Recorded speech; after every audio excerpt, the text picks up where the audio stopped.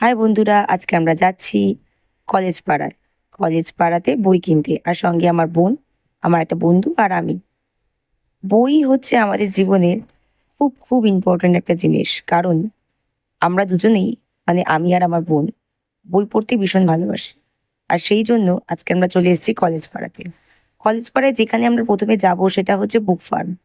আর বুক farm থেকে কিছু বই কিনে তারপরে আরো জায়গা থেকে একটু ঘুরে তারপরে আমরা খেতে যাব। তো এইভাবে আমরা বুক ফার্ম খুঁজতে খুঁজতে আমরা পুটিরামের পাশে সরু গলি দিয়ে ঢুকে আমরা বুক ফার্মের শোরুমের দিকে যাচ্ছিলাম। বুক ফার্মের শোরুমে যখন আমরা ঢুকলাম, ঢুকেই আমাদের চোখ ধাঁধিয়ে গেল। প্রচুর অসংখ্য অসংখ্য বই, আর দারুণ দারুণ রাইটারের সব বই রয়েছে। সেখান থেকে আমরা কিছু বই কিনলাম।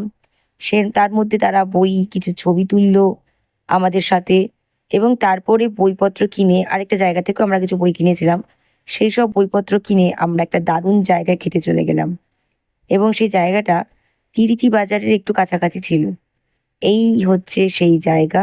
আর এখান থেকে আমরা দারুণ কিছু চাইনিজ খাবার খেলাম। এই যে চাইনিজ রেস্টুরেন্টটা ছিল, এর নাম কি একটা সেন হুই না সেন জুই ছিল, আমার এখন মনে নেই। যাই হোক, বাট ভেতরে তোমরা জাস্ট অ্যাম্বিয়েন্সটা দেখো, দুর্দান্ত একটা অ্যাম্বিয়েন্স ছিল।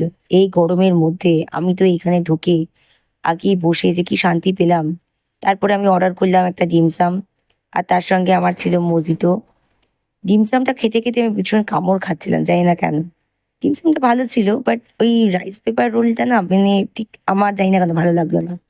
বাট এরা পেয়ে গেছিল এদের মনের মতো জিনিস, পর্ক। পর্ক পেলে এদের আর কিচ্ছু লাগে না। এই যে আমার বোন দেখাচ্ছে হাত, কি দারুণ লেগেছে ওর।